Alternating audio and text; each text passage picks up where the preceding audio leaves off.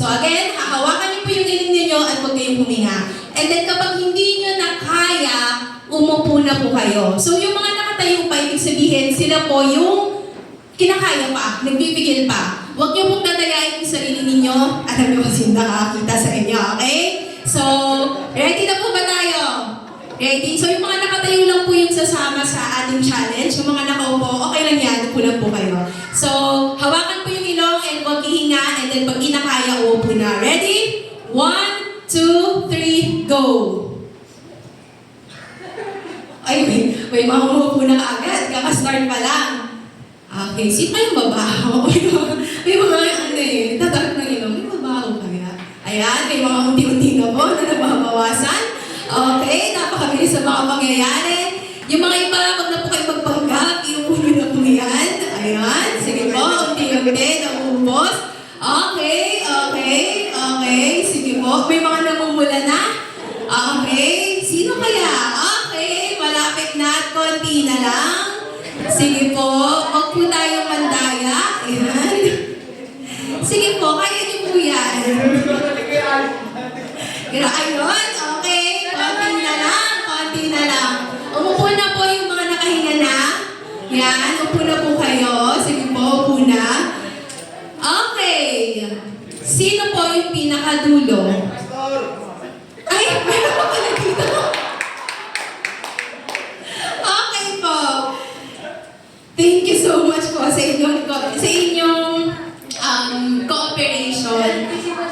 Ayan. So, bakit natin ginawa yung challenge na yun? So, nakita po natin gano'ng ka-importante sa atin yung hininga natin. Yan. Ano nyo po na? Huminga po muna kayo. Mukhang ang hirap ng ginawa nating exercise. Yan po ginagawa po yung mga exercise ng mga swimmer. Imagine, di ba? Nag-swim sila. Pinipigilan nila yung kanilang paghinga. And napakahirap po na pigilin ng ating paghinga kasi essential po yun. Pag nawalan tayo ng oxygen, alam na kung ano mangyayari sa atin. So, gaya po ng ating topic ngayon. Ang last topic po natin for January is God's Word, the breath of new life.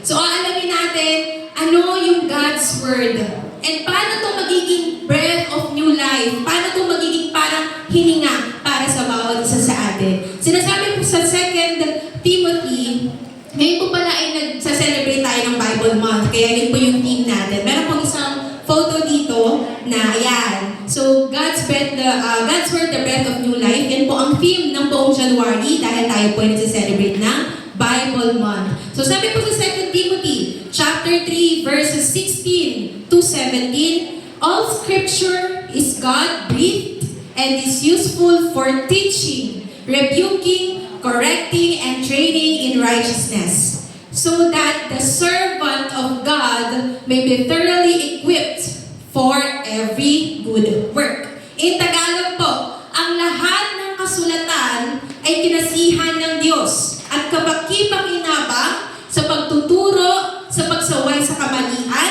sa pagtutuwid sa likong sa pagtutuwid sa likong gawain, at sa pagsasanay para sa matuwid na pamumuhay, upang ang lingkod ng Diyos ay maging ganap at handa sa lahat ng mabubuting gawain.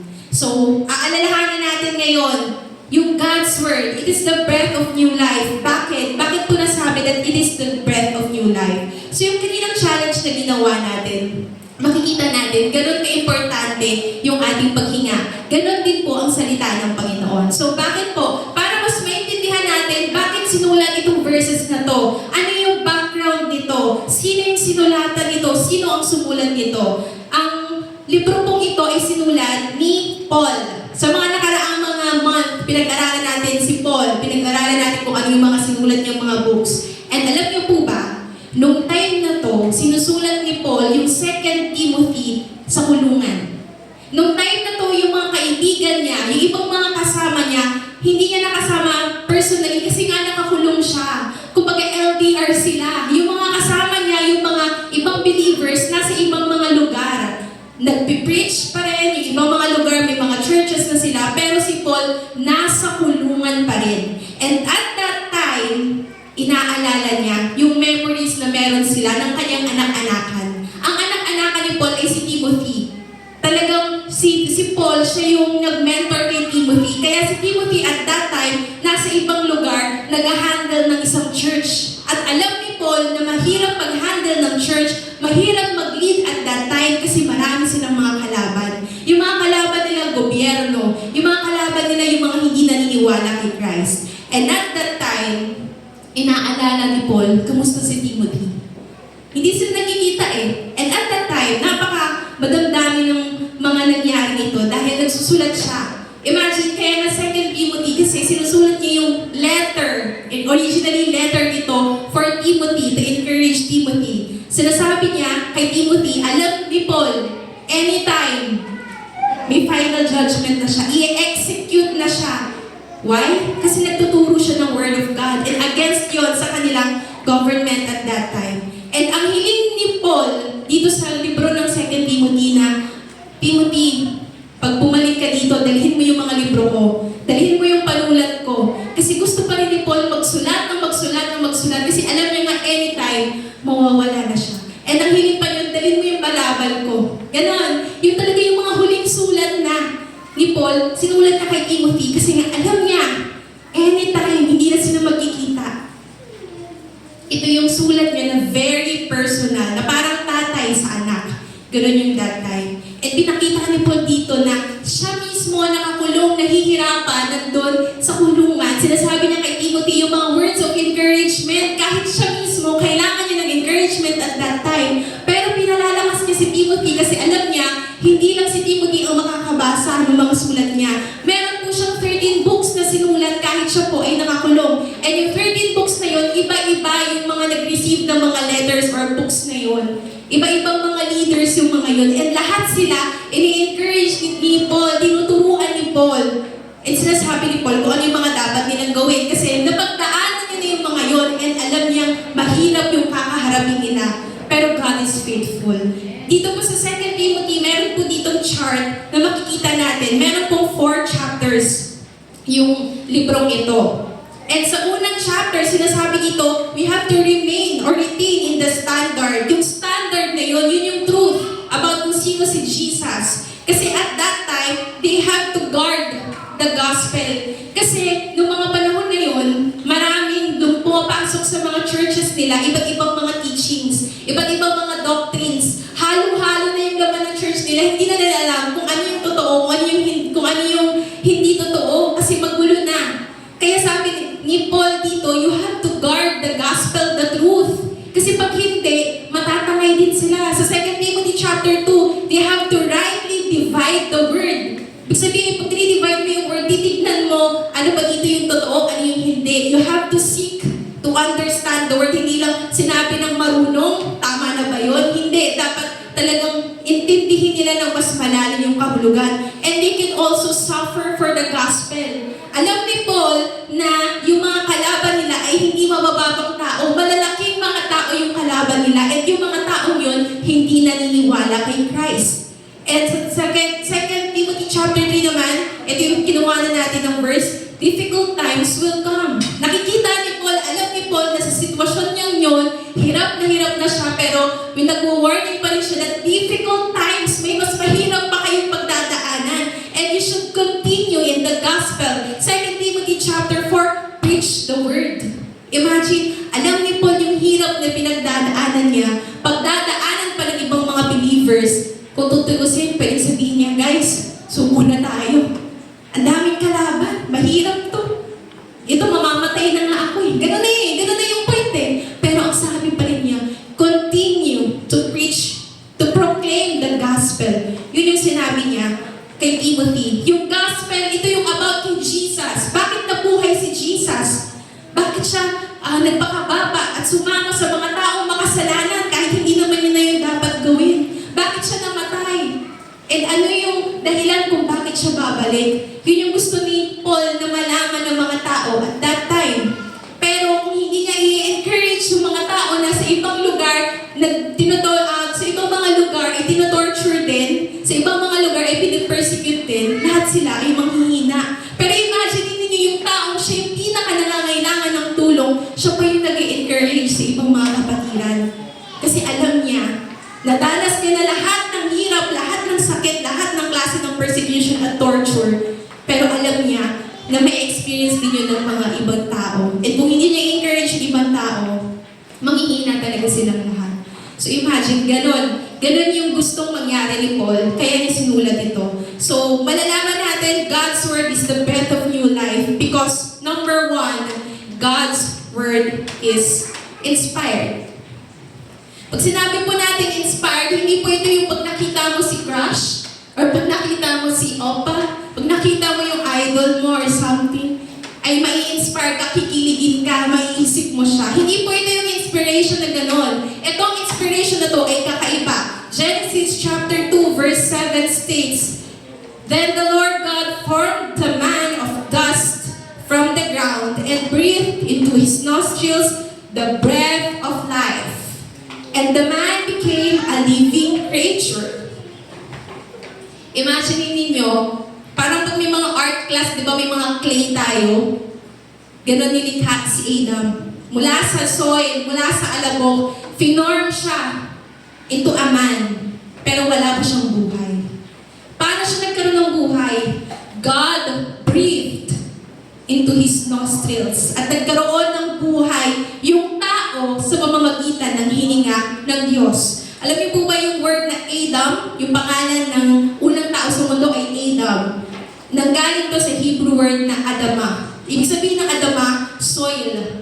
Nanggaling ang tao sa soil, kaya bumabalik din tayo sa alabok, kung sa ibang term, babalik din tayo sa alabok. Pero yung buhay din na nagmula sa atin, yung hininga ng Diyos kay Adam, yun din yung same na hininga na meron tayo ngayon.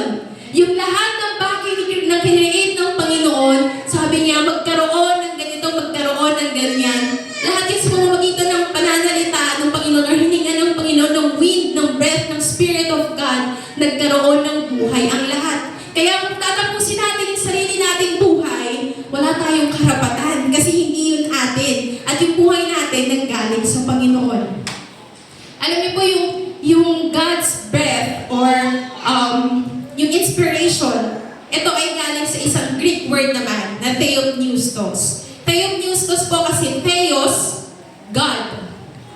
And yung pneo naman, yun ay wind, yun ay breath, yun ay spirit. So pag pinagsama natin, yung dalawang term na yun, ito po ay God breathed. Ibig sabihin, yung Bible itself, it is inspired by God. May divine inspiration yung Bible. So subukan nyo nga po magsalita naman. Yan. May napansin nyo, try nyo mga, ayan.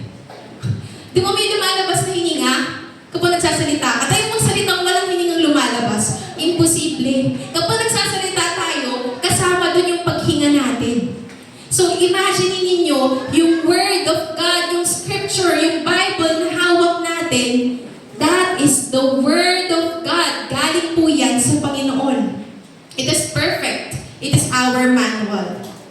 Kung ano po yung same na hininga na nag-create kay Adam, yun din po yung same na power, na inspiration, kaya na-create po ang ating Bibles ngayon. So, ang Bible po, ito po ay binubuo ng 66 books. So, may picture po dito na, ayan po, madami-dami yan. 66 books yan. So, I hope kabisado po natin yan, no? Or kung hindi pa, pwede natin i-challenge sa sarili natin. Dapat by the end of this month, huwag na mag-end yung month eh. By the end of this second month, February, ganyan, kabisado na natin yung 66 books. Hindi na tayo titingin sa table of contents. Yung 66 books na po yan, 39 books ang Old Testament, 27 ang New Testament. At hindi po yan sinulat overnight or isang araw. At hindi yan sinulat ng trip-trip lang. Ang mga nagsulat po niyan ay iba't ibang mga tao, may iba't iba silang occupation, iba't iba ng languages, imagine niyo yan iba't iba ng belief sa buhay, iba't iba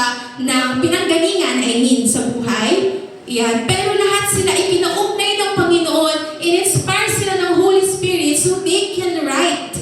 And ang sulat nila noon, hindi talaga isang libro. Pwede per chapter, sila nagsulat, per book, ganyan. Hindi yung buong Bible sila nagsulat. Meron pong around 40 na tao ang nagsulat yan. And again, hindi yan sinulat ng one day lang. Ang span kaya po nasulat ang Bible is around 1,500 years. Bago mabuo yun. Pero kung papansinin natin, Grabe yung inspiration. Nasa separate pages na pagkakasulat nun, pag pinagsama-sama mo, tugma-tugma, tuloy-tuloy yung story na nangyayari. There is no book like Bible in its continuity and consistency. Consistent yan kahit magpunta ka sa first page to last page, may iisa silang pinatutukuyan, may isang team yan. Pansinin ninyo, anong book? Anong unang book sa Old Testament? Genesis. Sa New Testament po? Unang libro po una? Matthew. Pero pag titignan po natin, pag pinapabasa sa atin ang Bible, pwede doon natin unahin ang Book of John. Kasi it also tackles about God. So titignan natin Genesis 1:1, in the beginning, God created the heavens and the earth. John 1:1, in the beginning was the Word, and the Word was with God, and the Word was God. Imagine niyo, magkaibang timeline, sinulat yung mga librong yun, pero may continuity. Merong series, may pinatutukuyan yung mga yon. There is no book like its honesty. Pag binasa mo yung Bible, kahit ano pa yung tapang mo, mailalahad mo kung ano yung katotohanan. Straight to the point ang Bible when it comes to honesty. There is no book like it in its circulation. Sa lahat po ng part ng mundo, imagine natin, ang Bible po talaga, original translation or language nito, Hebrew, Greek, and merong Aramaic. Pero ngayon, ano na yung mga Bible na nababasa natin? May Pinoy, may English, may ESV, merong mga Cebuano, may Pampangueño, iba-ibang dialects, iba-ibang language, nakakaabot na sa halos lahat ng sulok ng mundo. May mga languages pa na may mga tribal, ganyan, nababasa na nila. So imagine, paano nangyari yung mga yon? There is no book like it in its survival. Yung nababasa natin ngayon na Bible mismo, hindi po yan yung original. Kasi ang original niyan, pwedeng nasa iba-ibang mga lugar, pwedeng nasa museum, yung kapilas ng piraso, nasa ganitong museum. Yung kapilas, gamit-gamit ni ganito, nasa ganitong mga monuments. Pero lahat po yan, kinopya, masusing kinopya, isa-isa ng mga tao, yung mga original writings. And yung meron tayo ngayon, mga copy po ito. And tinranslate sa iba't ibang mga languages, kaya nababasa natin. Imagine kung meron tayong Bible ngayon, tapos ang language, Hebrew. Maiintindihan ba natin? Ang language ay Greek. Nakakapag-Greek ba tayo? Hindi. Pero ang meron tayo ngayon, language translation na nag-iintindihan natin. How powerful is that? Ganon ang nais ng Panginoon kasi yung inspiration niya, gusto niya na yung power na yun, lahat ng mga words na nakasulat dun, gusto niya ay hindi lang mabasa ng unang tao, kundi mababasa natin ngayon at mababasa pa ng mga susunod na generation. At kung titingnan po natin, sa lahat po ng libro na meron sa buong mundo, hulaan niyo kung ano yung number 1 na book. Correct. Bible. Bible po ang number 1 best-selling book. Number 2 po ang Quran, tama ba? At yan po ay Bible ng ibang mga religion. So kung titignan ninyo, feeling nyo sa panahon ninyo, ay hindi na nga namin pinapansin yung Bible. Pero sa buong mundo, marami po ang bumibili niyan. So chinek ko, kailan kaya yung data na yan? Pumunta ako sa Guinness Book of World Records and nakita ko na noong 2021, legit naman talaga, number 1 pa rin yung Bible. Meron pong around 5 billion na biniling Bible noong 2021 pa lang yan. So pwede ngayon, mas marami pa dyan. Pero still, number 1 book pa rin sa buong mundo, hindi lang sa buong Pilipinas. Meaning the Bible is inspired by God and may power to, may divine authority, may divine inspiration. Sinasabi po sa Hebrews chapter 4, verse 12, the Word of God is living and active, sharper than any two-edged sword, piercing to the division of soul and of spirit, of joints and of marrow, and discerning the thoughts and intentions of the heart. Ang lalim po, no? Kung tatagalugin natin yung salita ng Diyos, tagus po yan sa buto natin, hanggang sa laman, sa pinakakaloob-looban natin, tagus po. Kapag binasa natin ng totoo ang Word of God, tatagos at tatagos yan sa ating puso. Kaya nga, di ba, ayaw nating basahin? Kasi tumatagos eh. Tinatamaan tayo, nakukorek tayo, ayaw natin nun. Di ba, may mga ganon? Ayaw nilang basahin yung Bible kasi nasusunog daw sila. Kasi yung Bible, masyadong banal. Hindi ako banal. That's why we need the more na magbasa ng salita ng Diyos. Kasi nga, sinner tayo. And kung hindi natin babasahin yung manual na meron tayo, lalo tayong maliligaw. Lalong mali yung malalaman natin. Ito pong photo na to ay mga previous na books na binili ko. Alam niyo po before, Bible nga lang hirap na akong magbasa. Sa pilitan pa yun kasi kailangan eh. Nasa church ako, nagmi-ministry ako noon. Kailangan sa amin required mag-devotion. Bata pa ako noon. So kailangan sumunod lang. Pero ang hirap for me kasi hindi totoo for me yung pagbabasa. Requirement lang siya for me. Pero napipilitan lang ako. Pero still, ginagawa ko pa rin. Natututo pa rin naman ako. Thankful naman ako. And itong mga books na to, ito yung binili ko parang last, 2 years or ganyan lang. Yung mga books na yan, doon ako nagkaroon ng hunger na hindi lang Bible yung babasahin ko. Gusto ko pang magbasa ng ibang mga libro na makakatulong pa sa akin na para mas maunawaan yung Word of God and paano ko yung magagamit, maa-apply sa paglilid at sa pakikipag-usap sa ibang mga tao. Yung mga practical applications na yan. And sa right side po ng photo, ay meron po siyang naka-open na Bible, yung mga ball pens, ganyan. May mga daily bread. May mga time po na pumupunta ako sa labas. Sa mga lugar na walang masyadong tao, ganyan, pwedeng sa mga park, sa mall, ganyan, sa coffee shop. Ang gagawin ko po ay magbabasa ako at tatawagin ko yung day na yun. Maggagawa ko ng itinerary, pagpaplanuhan ko yun. Sabihin ko, date with Jesus ko itong araw na to. So ilalagay ko siya sa schedule ko. Why? Kasi gusto ko at that time, wala akong ibang kakausapin, hindi ako mag-phone, hindi ako may pag-usap sa iba. Doon ako sa malayong mga lugar.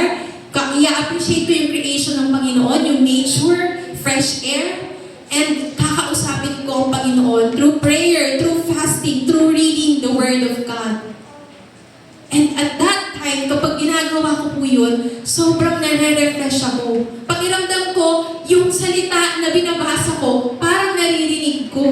Kasi talagang buhay na buhay yung mga word na yon, kinokorek ako ng Panginoon, nire-remind ako ng Panginoon, alive yung salita ng Panginoon, tumatagos sa buong buhay ko, sa puso ko, ganyan. And kapag, halimbawa, minsan pupunta ako ng Prayer Mountain, pagbaba ako ng Prayer Mountain, bagong tao ako, ang sarap-sarap sa pakiramdam. Sobra po, kasi yung time na ikaw at ang Panginoon lang yung nag-uusap, wala ka naman kasi ibang way para makausap si Lord. Through prayer lang, through Bible reading. And pwede rin makausap, pwedeng may mga ibang tao na mag-share sa'yo, na may vision sila from God and all. Pero ikaw mismo, kakausapin mo yung Panginoon, yun na nga lang yung dalawang way na pwede mong gawin. Ayaw mo pa parehas kasi tinatamad ka or wala kang time or busy ka. Paano na? Tapos sasabihin natin parang, ang hina ko ngayon. Parang nanglulupay-pay ako. Why? Kasi nga hindi natin binabasa yung dapat na lakas natin. Yung dapat na strength natin. Okay, so second po, God's Word is useful. Minsan ayaw natin basahin yung Bible kasi ang boring naman yan. Masyadong malalim yung English. Eh di Tagalog ang basahin natin. Tagalog naman masyado ding malalim. Lahat na lang may dahilan tayo. Anong gusto niyong language? Alam niyo, kung napapagod tayo sa English, kung napapagod tayo sa Tagalog, tapos di pa natin maintindihan, meron po kami in-endorse. Meron kaming Taglish na version. Ito po ay English and Tagalog. So pag binasa niyo to, minsan ma-awkward kayo kasi parang, ay ano naman, ang konyo naman yan. Pero na-realize ko nung nag-start ako magbasa nito, English and Tagalog, mas naiintindihan ko, lalo na mga kabataan. Kasi hindi mo na kailangan mag-isip kung ano ibig sabihin nun. Kasi ginagamit natin siya everyday, ang gamit natin Taglish. So mas nakaka-relate ka. So pwede nyo itry yung mga ganyan. Or ibang mga translation ng Bible kung Cebuano kayo, may mga Cebuano Bible. Kung Bicolana ka, may Bicolana Bible, may Pangasinense na Bible, may Waray, may kung ano pa man. Huwag na natin gawing dahilan na hindi natin maintindihan ng Bible. Kasi hindi talaga natin maiintindihan kung hindi natin iintindihin. So God's Word is useful kapag ipakinabang to. Minsan ayaw natin basahin kasi feeling natin, ano ba mapapala ko kung nagbasa ko ng Bible? Meron ba? Marami po. Marami yan. So unahin natin. Ito po ay useful in teaching or sa pagtuturo. Yung mga anak, sino po dito yung may mga anak na? Pakitaas po ng kamay. Huwag muna magtaas yung mga wala pa. Yung meron na, okay po, yung may mga anak na. Di ba po, bilang mga magulang, tinuturuan niyo po ang inyong mga anak. Hindi yun naman pwedeng pagkalabas ng anak mo, okay, bahala ka na dyan, kaya mo na yan. Hindi, aalagaan yung mga anak, tuturuan, ititrain, didisiplinahin, kung kinakailangan papaluin.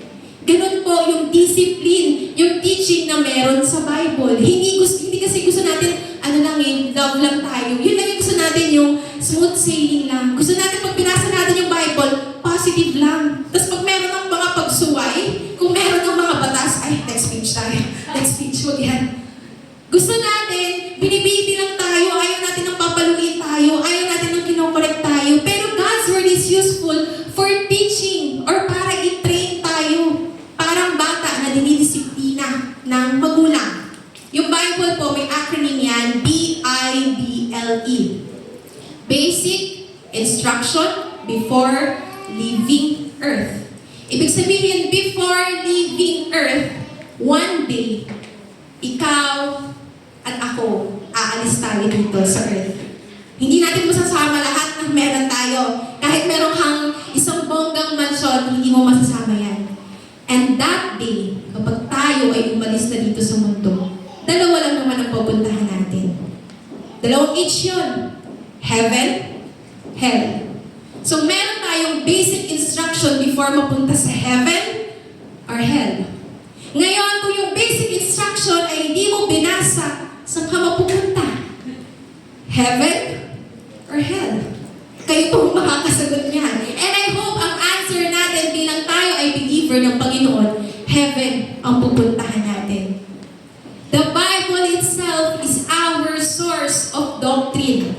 Ito yung ating source ng tamang mga katotohanan. Kahit magbalibalik-tarin mo yung Bible, nandyan yung katotohanan. Pero kung binalibalik-tarin mo nga, pero hindi mo naman binasa yung loob, paano mo malalaman kung ano yung totoo at kung ano yung hindi? Yung Bible po, sabi nilang boring, puro lalo ngayon Exodus, puro mga batas, ganyan. Pag pumunta ka sa Numbers, puro bilang. Ano ba naman to? Ang dami. Pag pumunta ka minsan may mga part na puro hari. Puro pangalan. Ano matututunan ko dito? Pero basahin natin ang basahin. Kasi may mga purpose yung mga pangalan na yun, yung mga bilang na yun, may mga purpose, yung mga batas na yun, may mga purpose. And kapag, halimbawa, ang gusto mong malaman, bakit kaya may mga war sa mundo? Tingnan natin yung history sa Bible, may history doon. Ano kaya ibig sabihin ng love? Punta ka sa ibang part ng Bible, it talks about God's love. Problema mo, business. May mga part sa Bible na nagtuturo kung paano maging maganda at faithful na steward para pagpalain ni Lord ang business mo. Kung kailangan mo guidance, may pupuntahan ka, may kailangan kang malaking decision making, puntahan mo yung mga book ng Proverbs, may mga may mga guides doon. Kung gusto mong parang hindi ka na-alive, gusto mong kumanta, gusto mong mag-worship sa Panginoon, punta ka sa book ng Psalms. Lahat halos ng katanungan na meron tayo, mababasa natin sa Bible. Pero, hindi lahat ng bagay, kasi minsan, pilosopo na yung tanong natin, wala naman sa Bible yan. So, ibig sabihin, tama lang yan.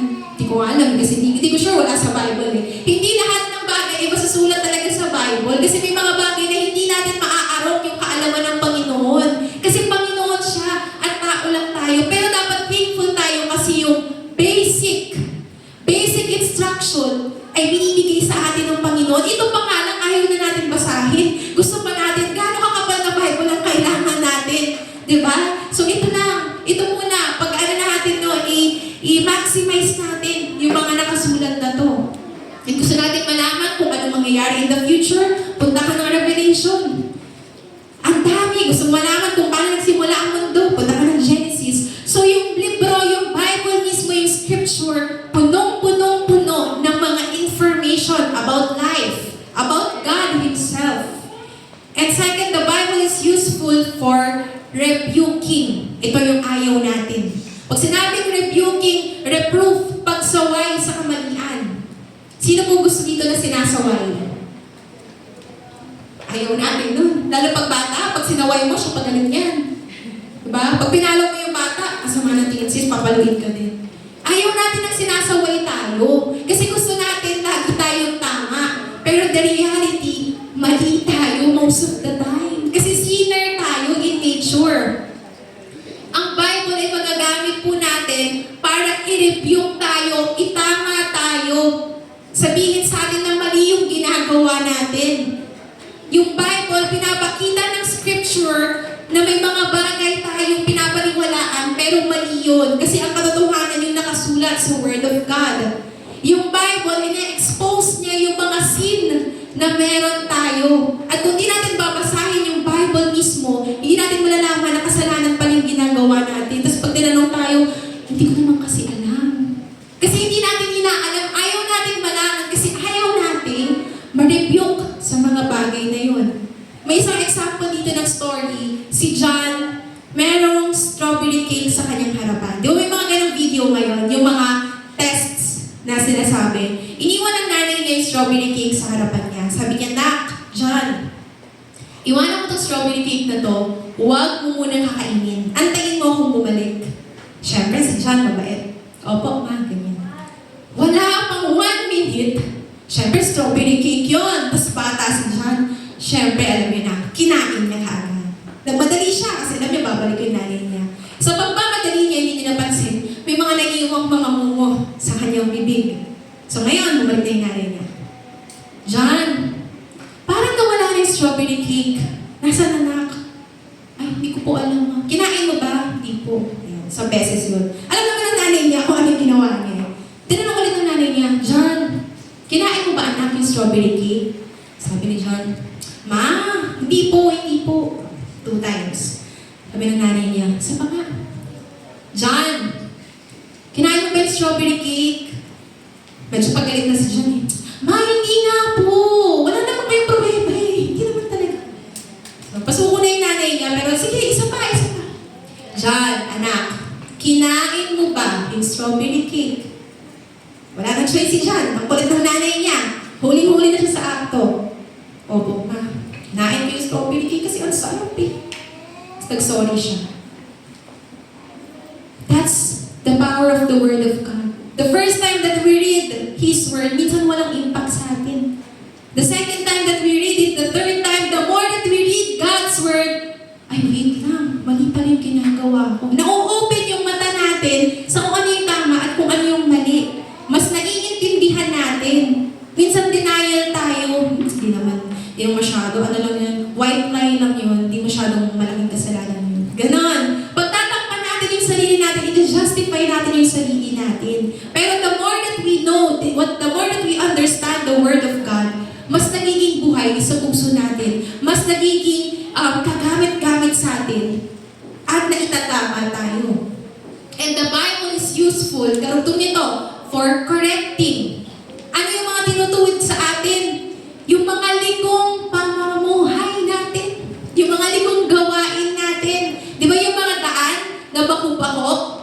Pag pinatag mo yan, ang smooth dumaan. Pero kung kakayaan mo baku-bako yan, ang hirap. Struggle is real. Ganun din po sa pamumuhay natin. The Bible itself, we can use it. Sabi, God's Word is useful. Kagamit-gamit ang salita ng Panginoon, dapat gagamitin natin to sa tamang pamamaraan. Gamitin natin to para matuwid yung mali, yung likong pamumuhay na meron tayo. The Bible points us back to the righteous living. Kung naliligaw ka na ng landas, miikot-ikot ka na ng ganyan, papakita sa iyo ng Panginoon through the Bible na, wait lang, kumakaliwa ka. Di ba, ang tour mo dapat diretso lang? O, kumakanan ka ngayon, diretso ka lang. Ganyan. Daming sidetrack natin. Pero if we know the standard, the truth about God, makokorek tayo, tapos ibabalik tayo sa right path kung saan hindi tayo mapapahamak. The Bible can be useful to restore our personal relationship with God, our relationship with other people, those broken families, broken marriages, broken relationships can be reconciled, can be restored if we will use the Word of God in a right way. Eh, kaso, binabasa natin ibang mga libro, mga comics, ganyan, Wattpad, o kaya manonood na lang tayo ng Netflix. Netflix, mas masaya yun, kilig-kilig ka lang, ganyan, action movies, ganyan. Mas entertaining. Ayaw natin nang nakokorek tayo. Gusto natin yung light lang, ganyan. Diba? Kaka-guilty. The Bible is useful for training in righteousness upang masanay tayo sa matuwid na pamumuhay. Kasi nga, mag-ingay yung pamumuhay na meron tayo dahil pinanganak tayo, sinner na agad tayo. So, kailangan nating matrain sa righteousness. Paano mamuhay ng matuwid? Paano mamuhay ng banal? Hindi tayo mamuhay ng perfect, di natin kaya. Pero kahit paano naman, gumawa tayo ng way para mamuhay ng nararapat sa paningin ng Panginoon. The Bible will nurture us. Parang kung sino po yung nag-gym dito. Ay, walang nag-gym. Mabigat, mahirap. Pero pwede natin i-encourage yun. Kasi hindi na ako nag-gym eh. Pero di ba kung nag-gym tayo, or sila, kasi hindi tayo nag-gym, nag-workout sila, yung mga muscles na meron sila, mas lalong lumalakas, mas lalong tumatatag. At kapag kinarating mo yung mga yan, may depensa agad yan, malalakas yan. Yan, like si Kuya Tino, yung training na meron sa mga soldiers, grabe yan. Kaya hindi yan basta-basta tutumba. Ganon yung training na nangyayari. Pero imagine kung iti-train natin ang ating mga spirit na meron tayong Word of God, binabasa natin, hindi ka kaagad matutumba. Pero kung hindi na nga natin binabasa yung Word of God, isang pitik lang, i-give up ka na.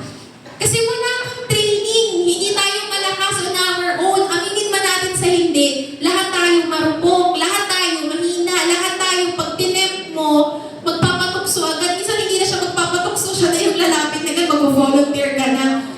Kasi hindi natin alam kung ano yung truth. Hindi natin binabasa yung Word of God. Pero kung meron tayong ganong training, discipline, na binabasa ay na-apply natin talaga yung Word of God sa buhay natin, dapat malakas tayo. Dapat matatag tayo. Why? Because we are fighting against sin. We are fighting against those forces na hindi natin nakikita.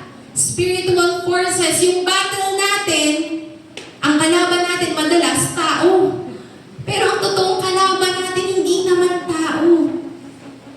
Yung enemy natin, mga spiritual, evil. Yun yung totoong kalaban natin. Pero inaaway natin, yung kapatid natin, yung asawa natin. Kasi napofrustrate tayo sa mga bagay. Kasi marami tayong differences.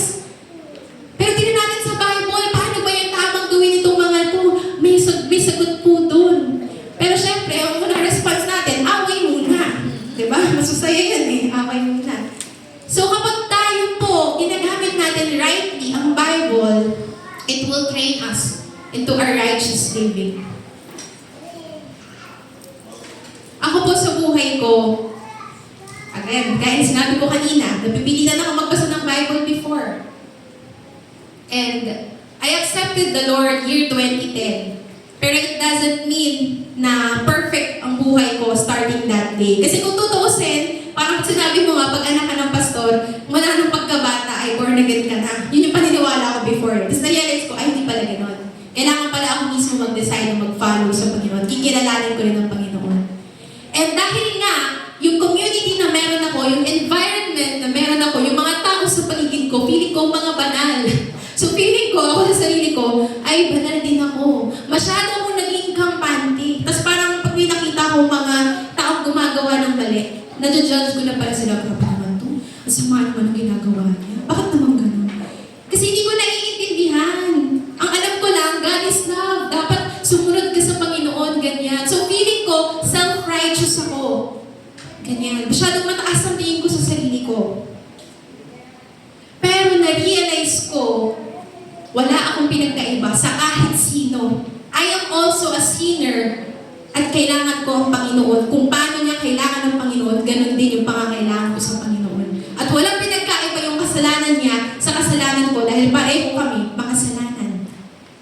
And at that time, dahil na naging kampante ako, na-Christian naman na ako. So 2010, Christian na ako, saved na ako, nasa ministry na ako. Perfect ang buhay. Ganyan, nag-serve ako, nag-ministry. Ganon. So, okay yung life. Ganyan. So, may mga pagsubok, pero okay pa rin. Pero dahil nga sobrang naging kampante ako, hindi naman ako naging careful. At sa mga panahon yon, hindi po alam ng lahat, pero from 2013 to 2020, nag-suffer po ako for 7 years ng anxiety and depression. Hindi alam to ng pamilya ko, hindi alam ng kahit sino. Si Lord ang nakakaalam. Kaya sabi ni Ate Amar kanina, sobrang nakaka-relate ako. Kasi nandito ako, for that time, kitang-kita niyo ako physically, pero hindi alam ng lahat. Meron akong struggle sa loob ko. Tapos sabi nila, pag Christian ka, hindi ka made-depress. Dapat naman, pero hindi at that time. Ang dami kong struggle sa sarili ko kasi ang dami kong sin na niyayakap. Ang daming mga calling ng Panginoon na tinatakbuhan ko, nagdi-disobey ako kay God, and 1,000 times hindi ko mabilang kung gaano ko naging pasaway sa Panginoon at nag-disobey sa Kanya. During those times, sabi ko noon, lahat ng ibibigay sa akin ng Panginoon, go. Pero deep inside, nagre-rebelde yung heart ko kasi hindi ko nga gusto yung mga ginagawa ko dahil ayaw ko ng yung mga responsibilities in life. Ayaw ko ng mga ganun. Gusto ko, lang ako, upo lang ako, ganyan. Ayan, medyo sad girl ako dyan. Ganyan yung life ko noon. And then, I realized, dumating yung point sa buhay ko, during my, sabihin natin, darkest and lowest hours sa life ko, hindi ko mahanap ang Panginoon, pero hinanap niya ako. Siya ulit yung nakahanap sa akin. At that time, pinarealize sa akin ng Panginoon na, anak, tama na yung pagbabago. Tama na yung pagtalikod, tama na yung pag-disobey, kasi pupunta ka rin naman sa pupuntahan mo. Kailan pa? At that time, nung wala na akong ibang pinanghahawakan, and na-realize ko lahat ng ginagawa ko, according na lang sa gusto ko, pinarealize sa akin ng Panginoon na, anak, yan ba ang gusto ko para sa iyo? Hindi yan. Kung ano yung hawak mo ngayon, bitawan mo. I was rebuked, corrected by the Lord, and sobrang sakit for me. Kasi feeling ko nung hindi ako nagkakasala eh. Pero na-realize ko, no. Sinner din ako, and I also need the Lord. And at that time, sabi ko, Lord, babalik na ako sa iyo. I resurrendered my life to Him again. And noong 2020, sabi ko, Lord, ito na. Kung ano yung gusto mo, go na. Ang hirap mo nag-disobey sa Panginoon kasi papaluin ka talaga.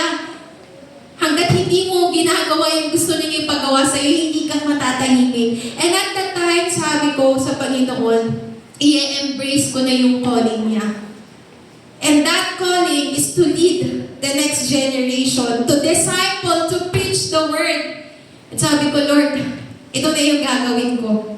Habang nabubuhay ako, habang may lakas ako, ito na yung gagawin ko. Kasi ito naman talaga yung ginagawa ko noon pa. Kaso umiikot-ikot ako kasi nga ayaw kong gawin yun, tinatakbuhan ko yun. Pero doon din ako pupunta. And yung dating ako na gusto na lang i-end yung life ko, I received the breath of new life from the Lord. Praise God. So, last thing po, God's word is equipping. Pagsasanay sa matuwid na pamumuhay. Sabi dito, upang ang lingkod ng Diyos ay maging ganap at handa sa lahat ng mabubuting gawain.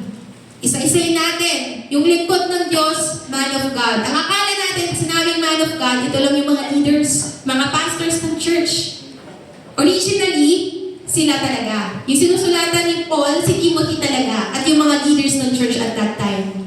Pero ngayon, lahat na ng taong kumikilala, totoong sumasamba sa Panginoon, tayo na yung man or woman of God. Tayo na yung servant of God.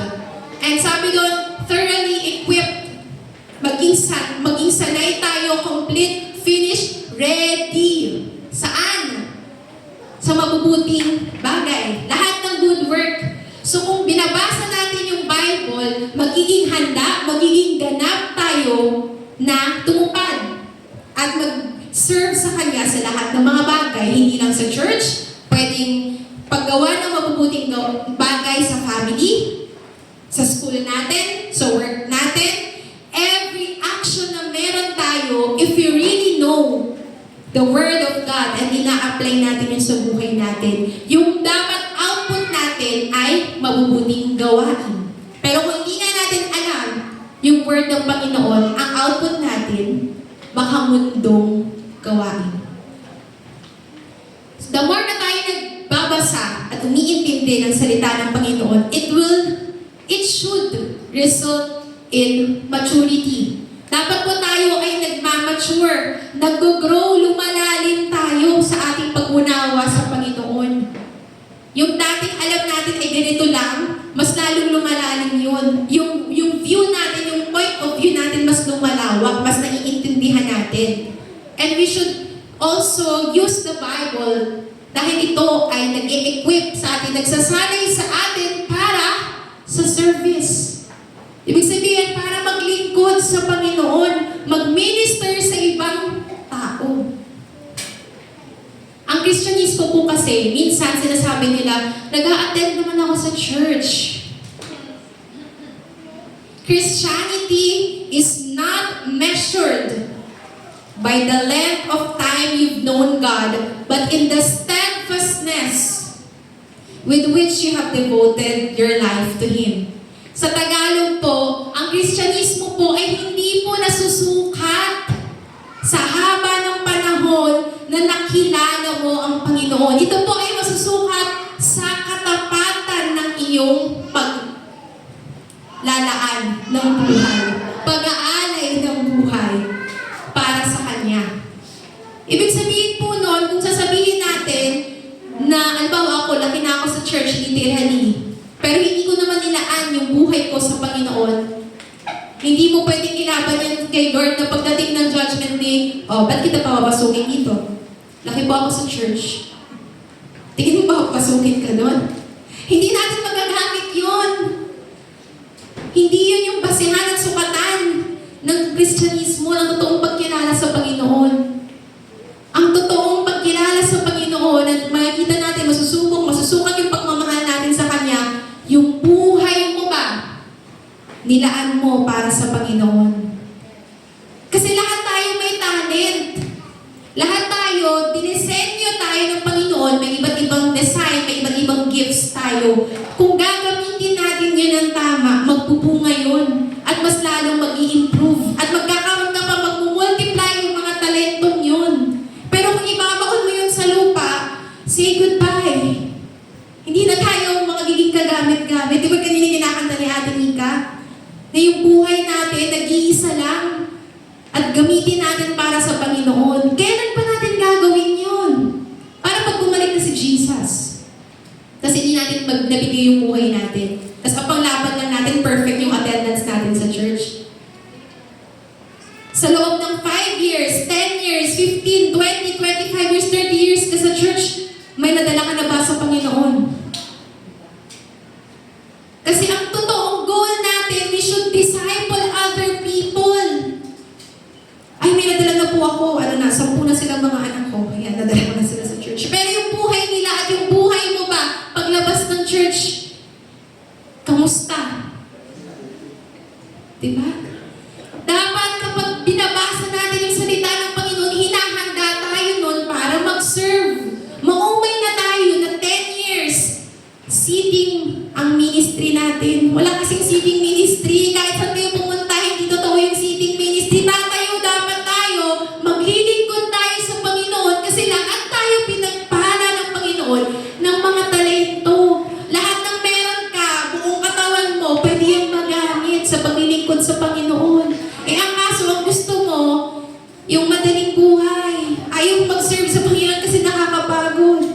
Ay, di sige, bahala. So, dapat gamitin po natin yung buhay natin. Kasi galing naman to sa Panginoon, bakit natin pinagdadamot? Yung hininga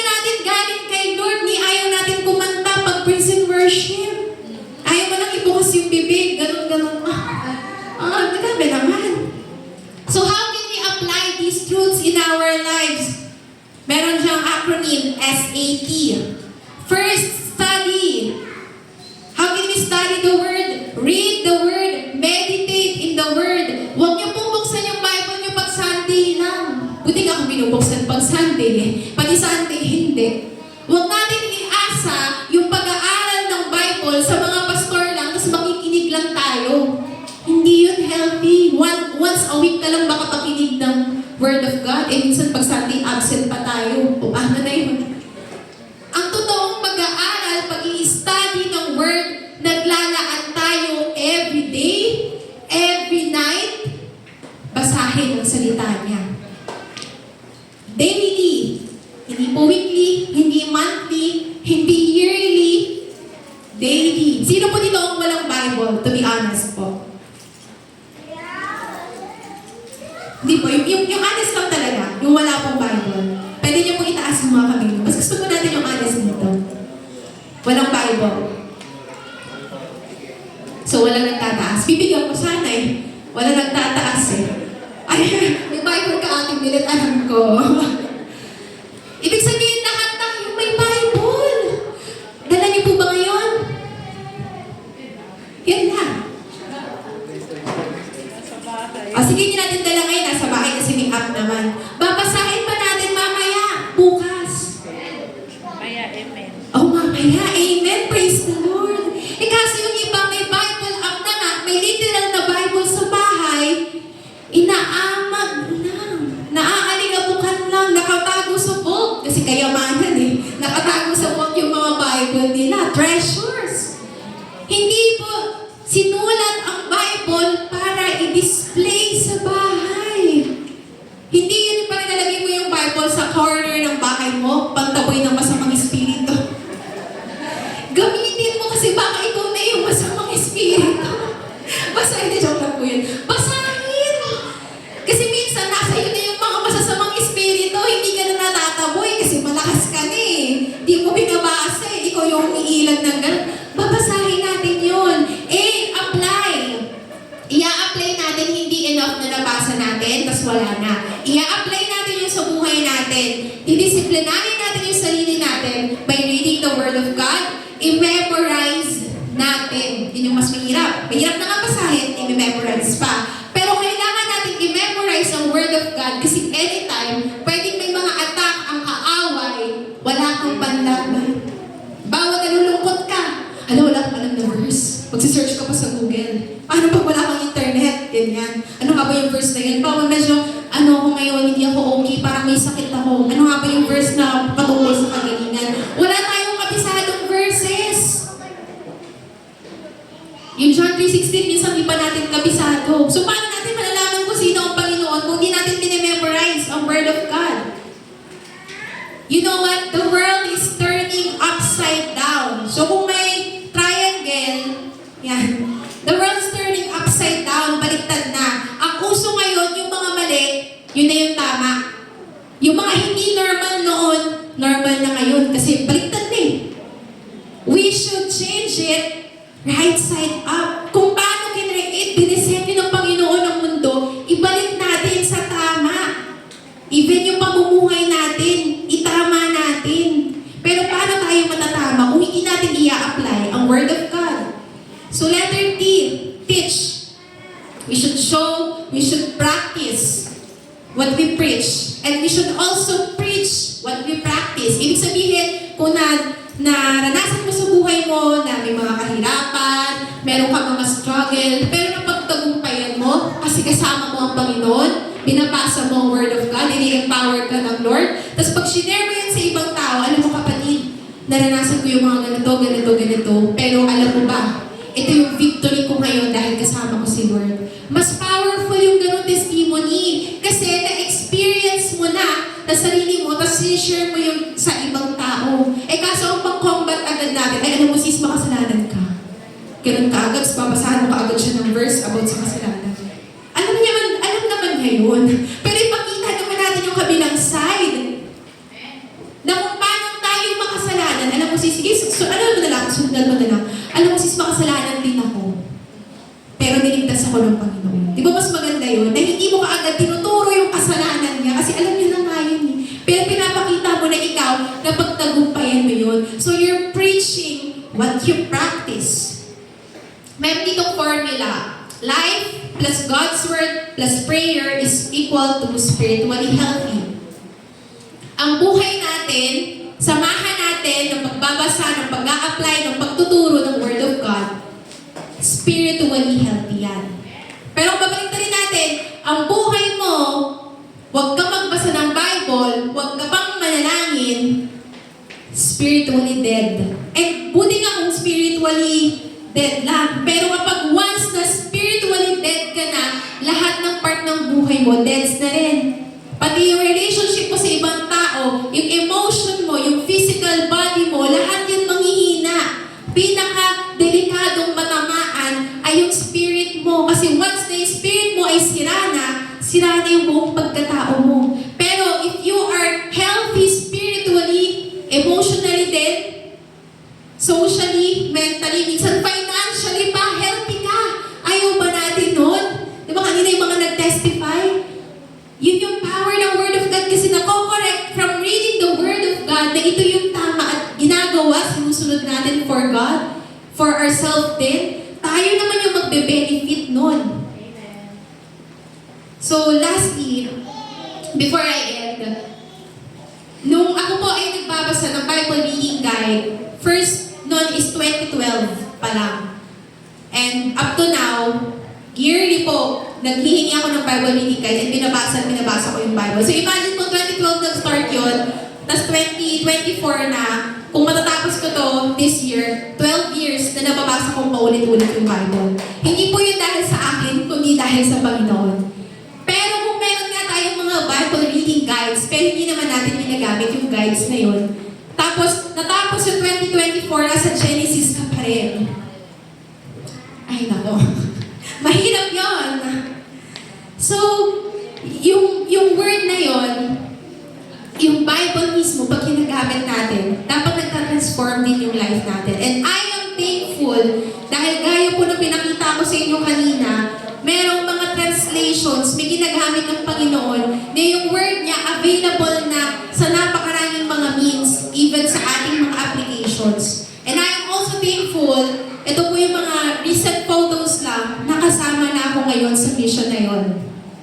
So ito pong photo na to, ng unang to, ay meron po kaming, dun po sa company na kinabibilangan ko ngayon ay Philippine Bible Society. And hindi ko alam, yung binabasa kong Bible reading guide since 2012, yun po pala yung may-ari ng company namin ngayon. So I am thankful for the Philippine Bible Society at nakita ko po, meron kaming mga warehouses, nagpiprint kami ng Bible, nagtatranslate kami ng Bible, nagbebenta kami ng Bible sa napaka-murang halaga, mas mahal pa yung Starbucks coffee.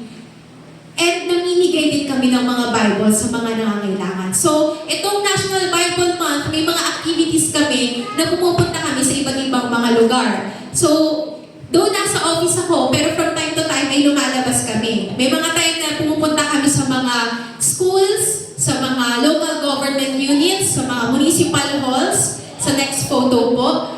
Meron kami mga event na kapag meron silang mga ganap doon, magdi-display kami ng mga booth ng mga Bible for sale. Yun nga again, sa napakamurang mga halaga. May mga books kami and Bibles for children. And sa next photo, ito po yung buong 2024 na January namin, ay nag-celebrate kami ng Bible Month. Yan yung mga pinuntahan ng aming team.